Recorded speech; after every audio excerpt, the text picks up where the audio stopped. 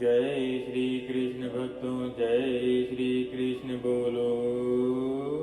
श्री राधा रानी की जय, ब्रज की महारानी की जय।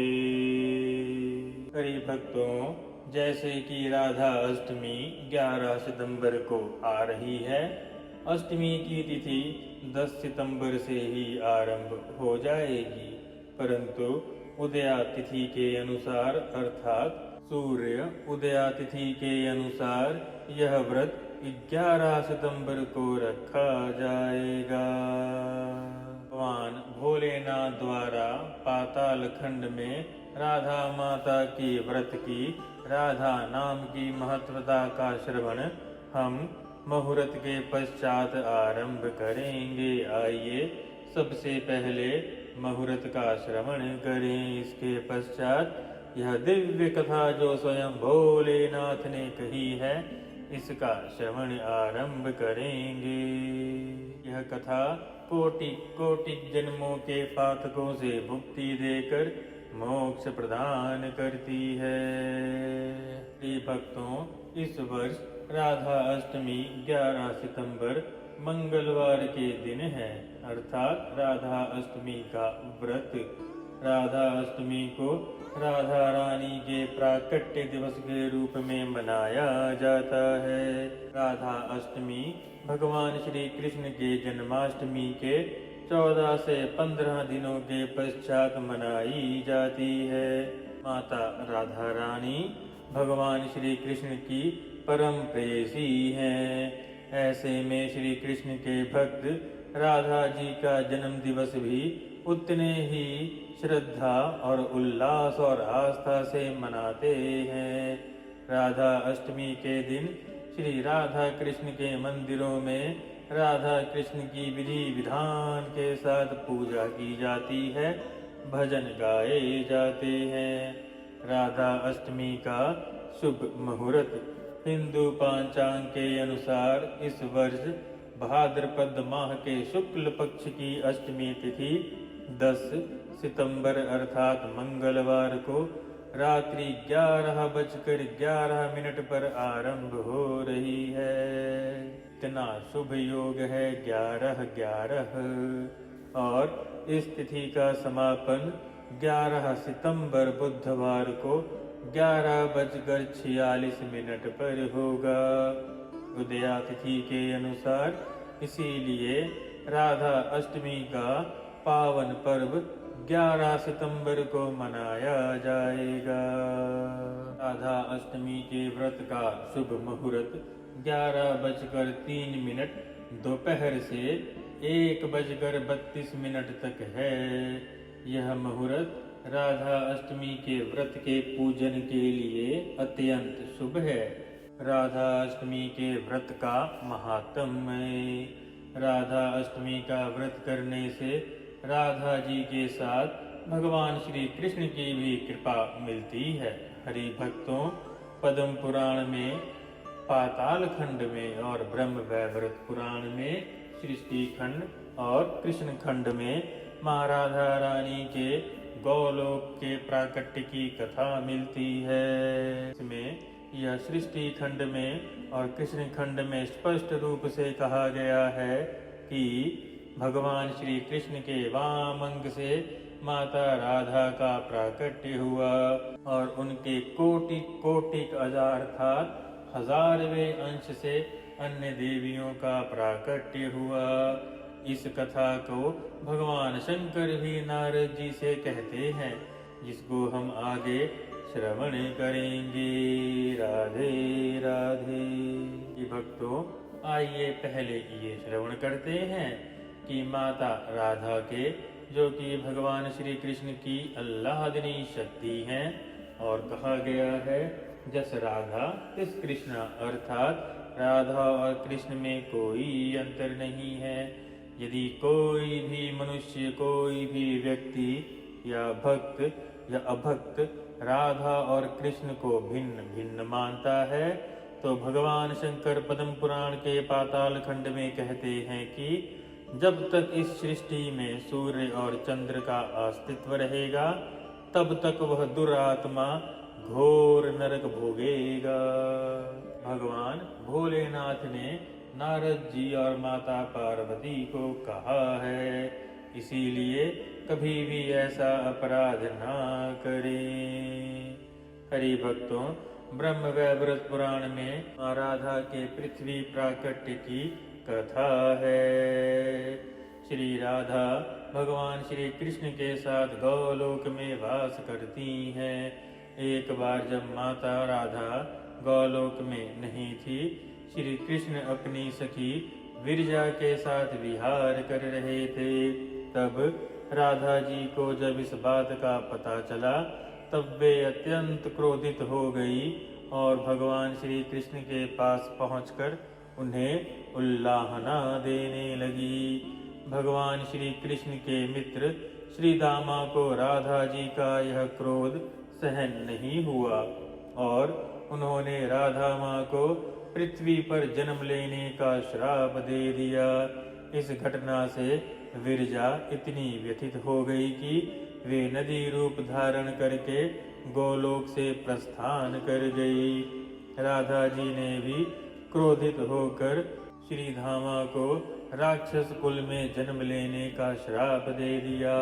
इस श्राप के कारण श्री धामा ने शंखचूड़ नाम के राक्षस के रूप में जन्म लिया, जो बाद में भगवान श्री विष्णु का परम भक्त बना।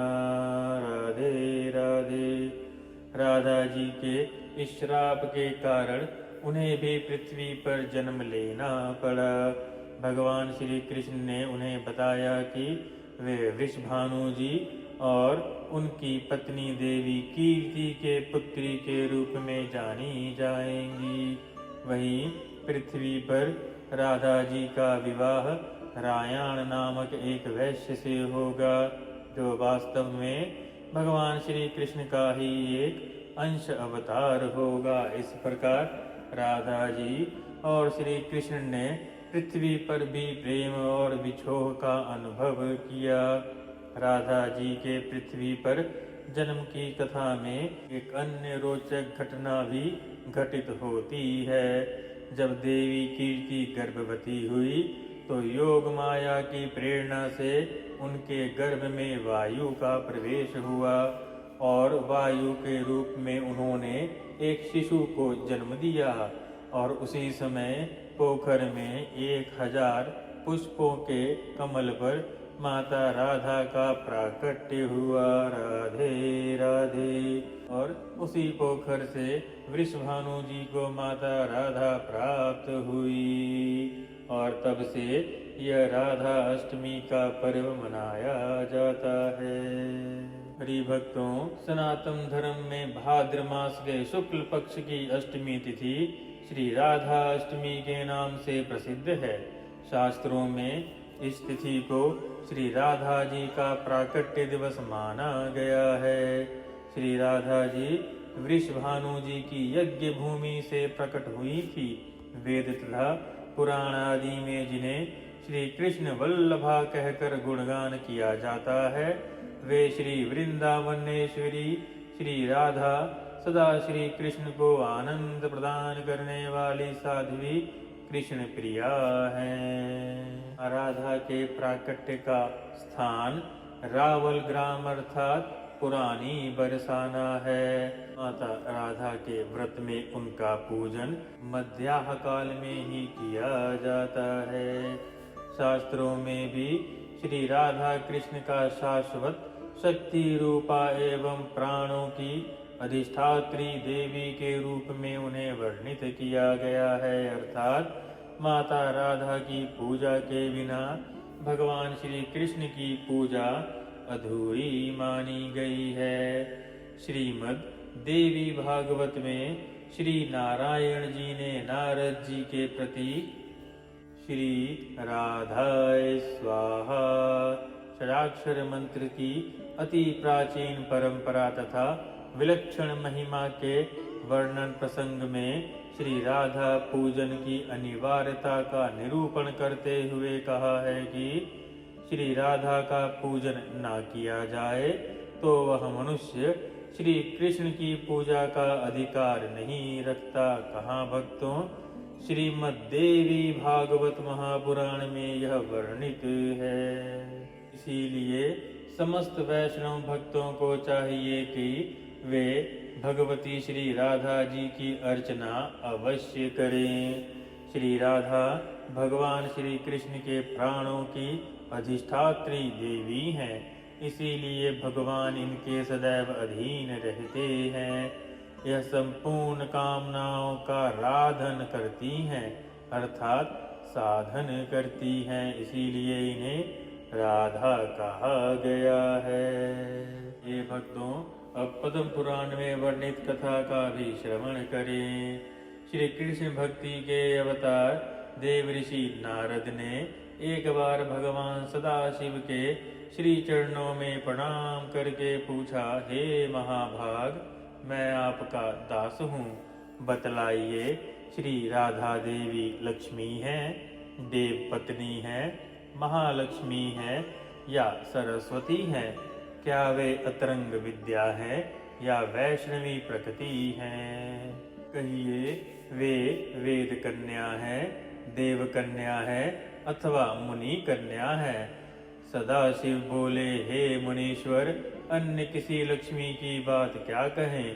कोटि कोटि महालक्ष्मी उनके चरण कमलों की शोभा के सामने तुच्छ कही जाती हैं। हे नारद जी, एक मुंह से अधिक मैं क्या कहूँ? मैं तो श्री राधा के रूप, लावण्य और गुण आदि का वर्णन करने में अपने आप को असमर्थ पाता हूँ। हरि भक्तों, माता राधा के वर्णन को पुराणों में गुप्त ही रखा गया है। यह पर ब्रह्म भगवान श्री कृष्ण के आज्ञा के अनुसार ही है। कई मूढ़ और मूर्ख भक्त यह कहते हैं कि श्रीमद् भागवत महापुराण में राधा जी का नाम ही नहीं है।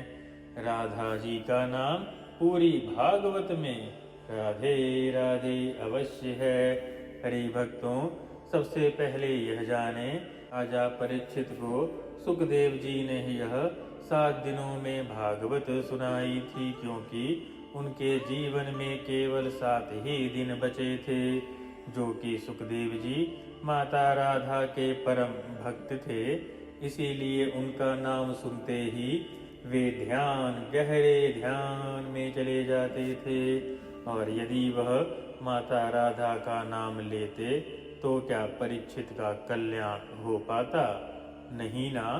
इसीलिए उन्होंने 10वें स्कंद में भी कई बार राधा माता का नाम भगवान श्री कृष्ण की परम प्रेयसी कहकर उच्चारण किया है। इसका श्रवण 10वें स्कंद में रास, महारास और इसी के साथ के अध्यायों में कई बार मिलेगा। स्पष्ट शब्द है परम प्रेयसी। भगवान की परम प्रेयसी कौन है? केवल और केवल श्री राधा। ये भक्तों, आगे भगवान भोलेनाथ की कथा का श्रवण करते हैं। भगवान कहते हैं, श्री राधा के रूप आदि की महिमा कहने में भी मैं लज्जित हो रहा हूँ। तीनों लोकों में ऐसा कोई भी सामर्थ्यवान नहीं है जो उनके रूप आदि का वर्णन का पार कर सके। उनकी रूप माधुरी जगत को मोहने वाले श्री कृष्ण को भी मोहित करने वाली है। यदि अनंत मुख से चाहूं तो भी उनका वर्णन करने की क्षमता मुझ में नहीं है। नारद जी बोले, हे प्रभु, श्री राधिका जी के जन्म के महात्म में सब प्रकार से श्रेष्ठ हैं। हे भक्तवत्सल, मैं उसको सुनना चाहता हूँ। हे महाभाग, सब व्रतों में श्रेष्ठ व्रत श्री राधा अष्टमी के विषय में मुझे ज्ञान दें। श्री राधा जी का ध्यान कैसे किया जाता है? उनकी पूजा अथवा स्तुति किस प्रकार होती है? यह सब मुझे कहिए। हे सदाशिव, हे भोलेनाथ, उनकी चर्या, पूजन विधान और अर्चन विशेष सब मैं श्रवण करना चाहता हूँ। आप बतलाने की कृपा करें। भगवान भोलेनाथ भगवान शंकर भगवान शिव बोले, वृषभानुपुरी के राजा वृषभानु महान उद्धार थे। वे महान कुल में उत्पन्न हुए तथा सब शास्त्रों के वे ज्ञाता थे। अणिमा महिमा आदि 8 प्रकार की सिद्धियों से युक्त श्रीमान धनी और उदार चेता थे। वे संयमी, कुलीन, सद्विचार से युक्त तथा श्री कृष्ण के आराधक थे। उनकी भार्या श्रीमती श्री कीर्ति जी थी। वे रूप यौवन से संपन्न महाकुल में उत्पन्न हुई थी। महालक्ष्मी के समान भव्य रूप वाली वे परम सुंदरी थी। वे सर्व विद्याओं और गुणों से युक्त श्री कृष्ण स्वरूपा तथा पतिव्रता थी। इनके ही घर में माता राधा रानी श्री वृंदावनेश्वरी श्री राधा जी का प्राकट्य हुआ। ये महाभाग माता राधा उन्हें उनके घर के पास तपोभूमि में पोखर में 1,000 दल अर्थात 1000 कमल के पुष्प वाले कमल पे प्राकट्य हुई प्राप्त हुई थी। आगे भगवान भोलेनाथ कहते हैं, अब मुझसे श्री राधा जन्म महोत्सव में जो भजन पूजन अनुष्ठान आदि कर्तव्य हैं उन्हें सुनिए। और नारद जी सारी कथा को ध्यान से श्रवण करने लगे। सदा श्री राधा जन्माष्टमी के दिन व्रत रखकर उनकी पूजा करनी चाहिए। श्री राधा कृष्ण के मंदिर में ध्वजा, पुष्पमाल्य, वस्त्र, पताका, तोरण आदि नाना प्रकार के मंगल द्रव्यों से यथार्थ विधि पूजन करनी चाहिए। स्तुति पूर्वक सुवासित गंध, पुष्प, धूप आदि से सुगंधित करके उसे मंदिर के बीच में 5 रंग का चूर्ण से मंडप बनाकर उसके भीतर 16 दल के आकार का कमल यंत्र बनाएं। उस कमल यंत्र के मध्य में दिव्य आसन पर श्री राधा कृष्ण की युगल विग्रह का स्थापन करें। यह विग्रह का मुख पश्चिमाभिमुख स्थापित होना चाहिए। अब ध्यान, पाद्य, आग्रह आदि से कर्म पूर्वक भली भांति भक्तों को साथ में लेके उपासना करें। श्री राधा माधव युगल का ध्यान करें। ध्यानम हेमेंदिवर कांति मंजुलतरम श्रीमज्जगमोहनम नित्या विलभिता दभिः प्रवृत्तिं सन्निल्पिताम्बरं नानाभूषणभूषणांग मधुरं कैशोररूपं युगं गंधर्वा जनं व्ययं सुलीलतं नित्यं शरण्यं भजे। भावार्थ, जिनकी स्वर्ण और नीलकमल के समान अति सुंदर कांति है, जो जगत को मोहित करने वाली श्री से संपन्न है, नित्य ललिता आदि सखियों से परिवृत हैं, सुंदर नील और पीत वस्त्र धारण किए हुए हैं तथा जिनके नाना प्रकार के आभूषणों से आभूषित अंगों की कांति अति मधुर है, उन अव्यय सुलीलित युगल किशोरी रूप श्री राधा कृष्ण को हम नित्य शरणार्पण है। इस प्रकार युगल मूर्ति का ध्यान करके शालिग्राम में अथवा विग्रह में पुनः सम्यक रूप से अर्चना करें। भगवान भोलेनाथ कहते हैं, जो मनुष्य भक्ति पूर्वक श्री राधा जन्माष्टमी का यह शुभ अनुष्ठान करता है, उसके विषय में सब देवतागण कहते हैं, यही मनुष्य भूतल में राधा भक्त है। इस अष्टमी को दिन रात एक एक पहर पर विधि पूर्वक श्री राधा माधव की पूजा करें। श्री राधा कृष्ण में अनुरक्त रसिक जनों के साथ आलाप करते हुए बारंबार श्री राधा कृष्ण को याद करें। इस प्रकार महोत्सव करके परमानंदित होकर अंत में साष्टांग प्रणाम करें। जो पुरुष अथवा नारी राधा भक्ति परायण होकर श्री राधा जन्म महोत्सव करते हैं, वह श्री राधा कृष्ण के सानिध्य में वृंदावन में वास करते हैं, अलौकिक वृंदावन में वास करते हैं। वे राधा भक्ति परायण होकर ब्रजवासी बनते हैं, गोलोक धाम वासी बनते हैं। श्री राधा जन्म महोत्सव का गुण कीर्तन करने से मनुष्य भव बंधन से मुक्त हो जाता है। राधा नाम की तथा राधा जन्माष्टमी व्रत की महिमा जो मनुष्य राधा राधा कहता है तथा स्मरण करता है, वह सब तीर्थों के संस्कार से युक्त होकर सभी प्रकार की विद्याओं में कुशल बनता है। आगे भगवान भोलेनाथ कहते हैं, जो राधा राधा कहता है, राधा राधा कहकर पूजा करता है, राधा राधा में जिसकी निष्ठा है, वह महाभाग श्री वृंदावन में श्री राधा का सहचर होता है। वह विश्व ब्रह्मांड में यह पृथ्वी धन्य है, पृथ्वी पर वृंदावनपुरी धन्य है, वृंदावन में सती श्री राधा जी धन्य है, जिनका ध्यान बड़े बड़े मुनीश्वर करते हैं। जो ब्रह्मा आदि देवताओं की परम आराध्या है, जिनकी सेवा देवता करते रहते हैं, उन श्री राधा जी को मैं भजता हूँ, मैं उनको भजता हूँ। भगवान भोलेनाथ कहते हैं, हे महाभाग नारद जी, उनके उत्तम मंत्र का जाप करो और रात दिन राधा राधा बोलते हुए उनके नाम का कीर्तन करो।